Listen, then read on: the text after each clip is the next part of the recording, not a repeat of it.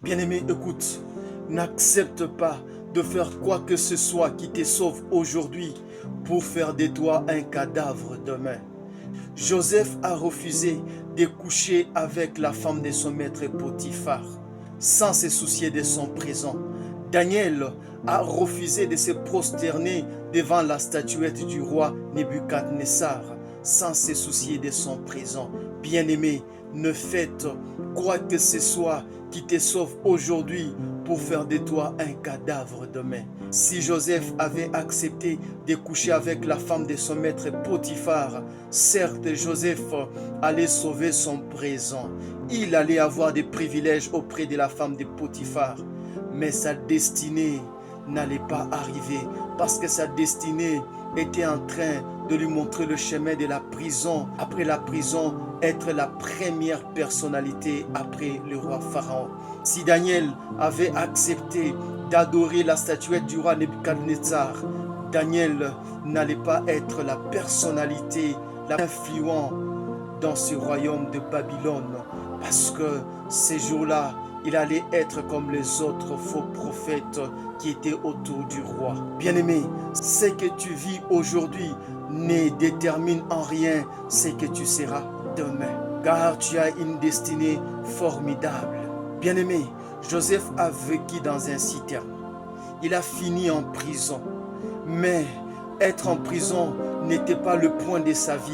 C'était une virgule parce que Joseph a fini premier ministre dans un pays étranger. En Égypte, il est devenu la deuxième personnalité. Ce que tu vis aujourd'hui, ce n'est qu'un temps. Ce que tu vis aujourd'hui, la Bible dit ceci, il y a eu un soir, il y a eu un matin.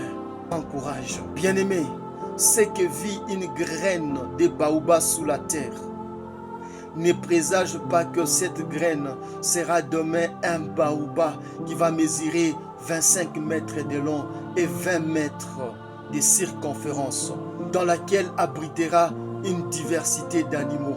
Bien-aimé, ce que tu es aujourd'hui ne ressemble en rien à ce que tu seras demain. Bien-aimé, n'accepte pas d'apparaître aujourd'hui pour ne plus exister demain.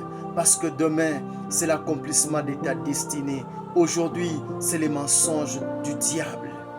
Bien-aimé, lorsque Jésus était dans le désert, le diable lui a dit, prosterne-toi devant moi, je vais te donner tous ces royaumes, je vais te donner le succès.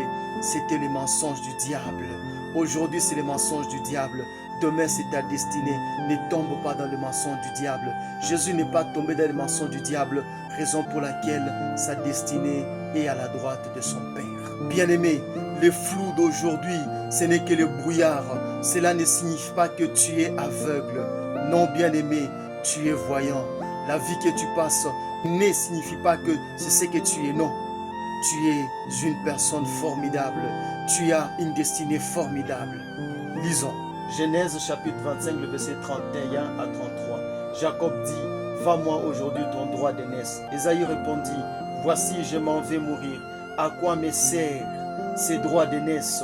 Et Jacob dit, jure-le-moi d'abord. Il lui jura et Ésaü vendit son droit d'aînesse à Jacob. Bien-aimé, Ésaü et Jacob sont les deux fils d'Isaac. Ésaü est l'aîné d'Isaac. Il a vendu son droit d'aînesse à son petit frère Jacob. Bien-aimé, Ésaü, lorsqu'il avait faim, il avait oublié qu'il était le fils d'Isaac.